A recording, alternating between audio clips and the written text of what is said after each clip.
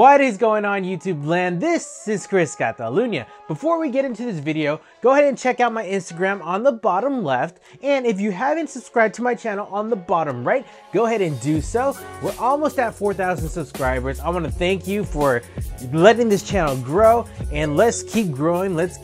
Please subscribe if you haven't already. And yeah, that's pretty much it. Oh, and if you like this video, by the end of it, go ahead and hit me up with a thumbs up. All right, into the video. Yo, so y'all been hitting me up non-stop about this branding item, and it's weird because y'all aren't hitting me up on YouTube comments. Y'all are hitting me up on like my Instagram DMs. Y'all are hitting me up via Snapchat. Some of y'all have even found my Facebook page and like started like private messaging me about where I've got this branding item from. Don't worry, I'm going to tell you the link in a bit. And for those that don't know what is going on, this is part 2 to the game Royals to Fragment 1 Customs. So if you haven't watched part 1, I suggest you click the card above and watch it now. And if you stuck around till this point, I'm going to assume that you've watched part 1 already. So the Fragment 1s actually came in 2 different stylings. They came in the Friends and Family pack, which is noted by the black outline on the shoe. It has the 2 thunderbolts, the black circle, and it has the branding indentation on the shoe itself. Now, the regular release came with just the branding, so you'll see the circle, and then you have the 2 lightning bolts right there, and it's just branded into the shoe. Now, the reason why I did a Friends and Family version of the Fragment ones is because someone had requested it, so here you go. But in terms of difficulty, I think this one's the easiest one to do. Now let's talk about this hot stamp. I don't know if the camera will pick it up, but I got this hot stamp from Etsy.com, and I actually got it from a vendor called Happy Jewelry Suppliers, and they're a vendor that is based out in China. Now, I ordered this when I first got the game Royals, and it took about 2 weeks for it to get to me because it has to ship all the way from China, go through customs, then come to the United States, then go through customs here, and then they send it out to me. If you were to take on this task, this would probably set you back about $40. It's not expensive, but it will take a while for you to receive it. So the vendors that I was dealing with, Happy Jewelry Suppliers, they were pretty responsive to everything that I was sending them or had to ask them, which wasn't too many questions because I'm already familiar with vectorizing images, and there was really nothing to ask. So what I did to get this image onto a stamp is I went to Google Images and I just started looking at Fragment 1 logos. And again, that is the logos with the 2 lightning bolts in the middle and then a circle around them. Now, after getting that logo, I went into my Adobe Illustrator and I started tracing around it, and I just started making a stencil out of it. Now, I don't have Fragment 1 shoes in my possession, nor have I ever seen a Fragment 1 pair in person. So I was just eyeballing the dimensions of this Fragment 1 logo on like the shoe itself and just giving a rough estimate. So on Adobe Illustrator, I actually went with 2 centimeters by 2 centimeters.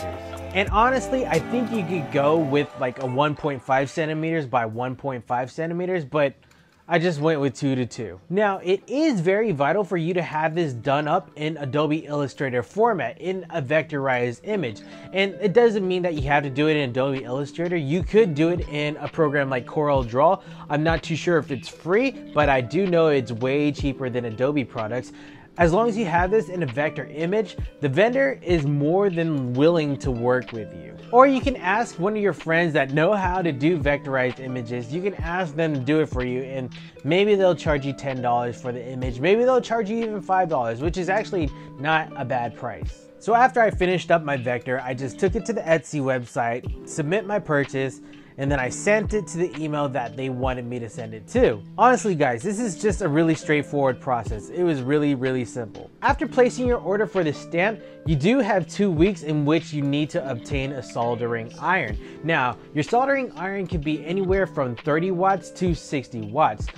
Some people have used a 45 watt, and I think really anything between 45 and 60 works fine. And this next step is pretty simple. Once you get your stamp, you want to put it into the soldering iron and screw it down. Make sure you do have a soldering iron that has a screw bit in it, because you want to secure your stamp inside the iron. So once you have your branding stamp on your soldering iron, what you're going to do is heat it up. Now we're going to get some sticky tabs or some post-it notes, square variety, 3 inches by 3 inches, and we're actually going to cut it to a new size. And we're going to cut along the sticky portion of the sticky tab. So the new dimension is going to be like 3 inches long and a 1/2 inch in height.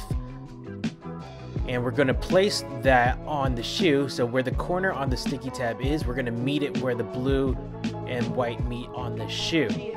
And we're just going to line it along the midsole of the shoe. And really what this is to do is to line up the logo or the branding logo on the shoe. And we want it to match on both shoes, the left pair and the right pair. Now, before I print it on the shoe, I have top and bottom labeled on the branding iron. And the bottom of the branding iron, I'm leveling it with the top of the sticky tab line. And once you press onto the shoe, you better commit. There is no going back once you press onto the shoe. And I left my branding stamp on for about 30 seconds. I'm using a 30-watt soldering iron. And don't mind the black that shows up. I tested on some pleather, so you can scratch that off. Alright guys, we are nearing the end of this video. I will put the 2 of these shoes, these 2 customs, up on my website. That's backpack.com. And this is an 8.5 in the friends and family. This one's the regular fragment one in a size 10 US size. And if you're interested in them, go to the website and you can purchase them there.